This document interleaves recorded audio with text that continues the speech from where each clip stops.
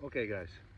Uh, this is Tea Time Tales and Ghoster with you.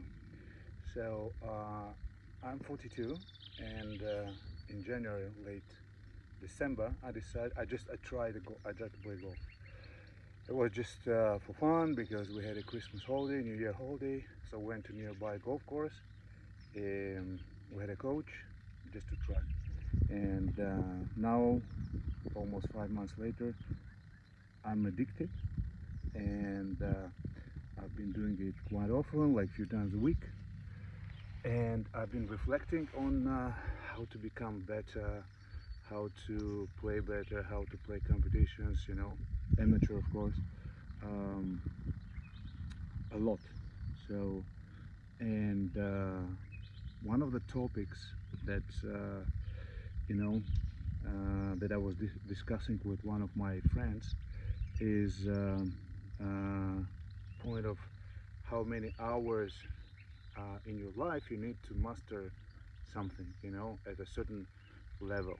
So, um, and we were talking about those 10,000 hours to start being master at something. And I've been doing in my life different kind of sports, and few of them when I was already a grown up, uh, from almost from scratch. I didn't become um, pro or real good at it, but I could, you know, have fun from doing it. So I had enough proficiency to be able to play or wrestle or swim, or now I wanted to get the same level with golf. But golf is a different story, right? We need a lot of precision. We need a technique. We need to build our swing to be able to play big courses, not only pitch and putt.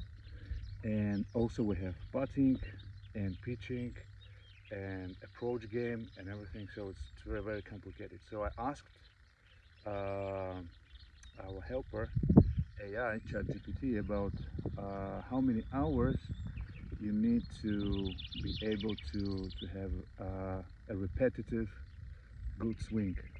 So and the answer was that if you want just to do that on practice field, it's about 3,000 times. If it is something that you also want to be repetitive and good on the golf course, it should be around 5 to 7,000 times. And so, um, if you do during the practice, if you do like 100, so we have 3 practices a week, it gives you 400 to 500. So basically, in a month, you can get, I don't know, 2,000, 1,500, or maybe 2,000 and a half, depends. So at least you need 3 to 4 months to master. And I'm feeling more or less the same now with irons. So with sandwich, pitch and putt, and small irons, I'm more or less stable, and I know my distance. And it's a little bit harder with 6, 7, and maybe 6 and 5. 7 is more or less okay also. Um, but it's still, I still have mistakes, especially on the golf course. And that is why, I asked the same question once again. But after 4 months, I started feeling the swing. I started feeling the movement. When you make a strike with all of your body, not only your hands or your back, when everything is connected and you do this motion, which, in boxing, for example, you do your punching, and it starts with the legs, right? So the same here in golf course, but also you have here rotation. So it's rotation, it's everything, and I think that to make your swing repetitive and stable with all the clubs that you have in your bag, I don't know, you need maybe uh, 10 to 20,000 repetitions. Depends on how talented you are, or how prepared your body is, or how you understand motion of your body, because swing is a kind of unique thing which is unique to a type of your body, your strength, your age, your everything. So I cannot have a swing of any greatest people, like Nero. I have to build it by myself, and I'm starting feeling it. So I see the foundation. I see that I'm doing it now, and the length of my strikes of my shots is getting longer. So my shots are getting longer and longer, and I think that this is the key. You just practice, you do the swing, you do it technically, and you try to switch off the strength. And this is how you get to basically to the result. And what I did today, I had one practice in the morning, like during the lunchtime, and I practiced my irons, pitch wedge, um, 7 mostly, and a little bit of driver.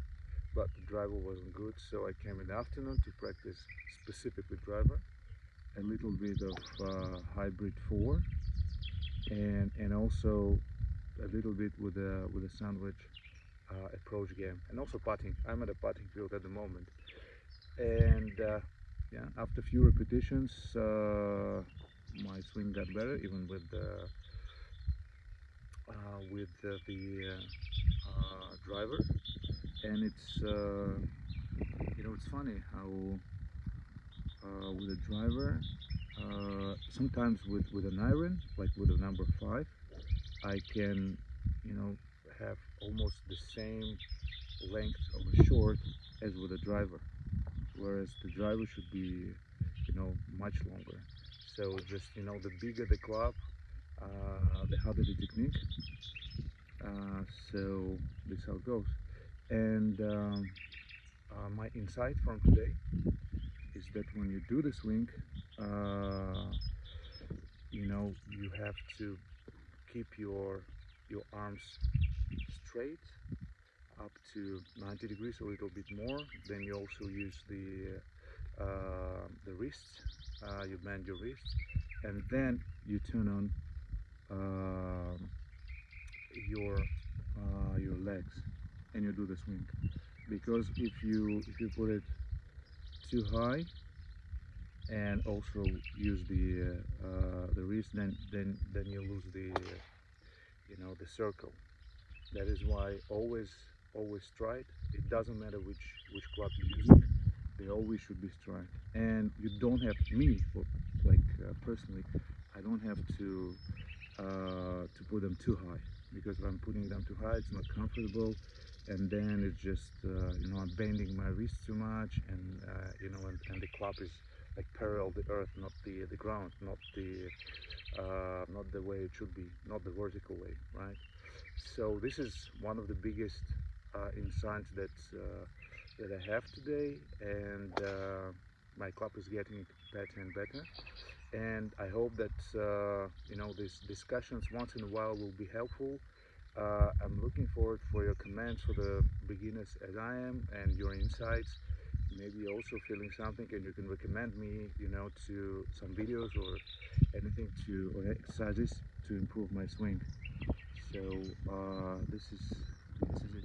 This is the tea time tale for the day. Thank you guys. Bye.